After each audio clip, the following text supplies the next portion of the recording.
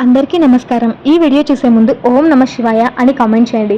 అనారోగ్య సమస్యలు, మానసిక ప్రశాంతత లోపించడం, కుటుంబ శాంతి లేకపోవడం వంటి సమస్యలతో ఇబ్బంది పడటానికి కారణం గ్రహ సంచారం ప్రతికూలంగా ఉండటమే.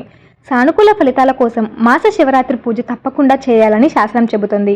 ఈ సందర్భంగా మాస శివరాత్రి ఎప్పుడు, ఆ రోజు ఎవరిని పూజించాలి, ఎలా పూజించాలి అనే విషయాలను తెలుసుకుందాం. హిందూ ధర్మశాస్త్రం ప్రకారం మాస శివరాత్రికి చాలా ప్రాముఖ్యత ఉంది. మాస శివరాత్రి రోజున శివుణ్ణి పూజిస్తే గ్రహదోషాలు తొలగిపోతాయని, కోరిన కోరికలు నెరవేరుతాయని నమ్మకం. వ్యాస మహర్షి రచించిన శివమహాపురాణం ప్రకారం భక్తి శ్రద్ధలతో మాస శివరాత్రి వ్రతాన్ని ఆచరిస్తే అతి క్లిష్టమైన సమస్యలకైనా పరిష్కారం లభిస్తుందని తెలుస్తుంది. ఈ సందర్భంగా అసలు మాస శివరాత్రి పూజా విధానం గురించి తెలుసుకుందాం. పంచాంగం ప్రకారం ప్రతి నెల అమావాస్యకు ముందు వచ్చే చతుర్దశిని మాస శివరాత్రిగా వ్యవహరిస్తారు.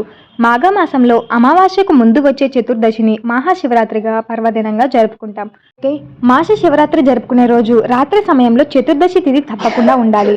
మార్గశిర బహుళ చతుర్దశి డిసెంబర్ 29వ తేదీ ఆదివారం తెల్లవారుజామున 3:49 నుంచి మరుసటి రోజు డిసెంబర్ 30వ తేదీ సోమవారం తెల్లవారుజామున 4:02 వరకు ముగుస్తుంది.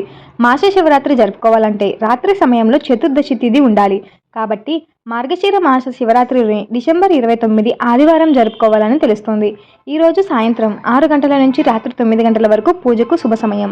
పరమశివుడు లయకారకుడు, అంటే సృష్టిని అంతం చేసేవాడు. జ్యోతిష్య శాస్త్రం ప్రకారం లయానికి కారకుడు కేతువు. అమావాస్యకు ముందు వచ్చే చతుర్దశి రోజు చంద్రుడు క్షీణంగా ఉంటాడు. జ్యోతిష్య శాస్త్రం ప్రకారం చంద్రుడు మనఃకారకుడు, అంటే ఒక మనిషి మానసికంగా సంతోషంగా ఉండాలంటే జాతకంలో చంద్రబలం బాగుండాలి.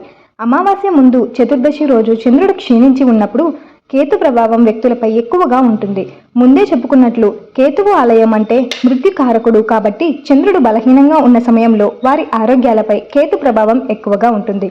అందుకే మాస శివరాత్రి రోజు శివుడిని ఆరాధిస్తే కేతు గండాలు తొలగిపోతాయని నమ్మకం. మాస శివరాత్రి రోజు ఉదయాన్నే నిద్రలేచి శుచి అయి ఇంట్లో పూజాధికారాలు ముగించుకొని శివాలయానికి వెళ్లి 11 సార్లు ప్రదక్షిణలు చేయాలి.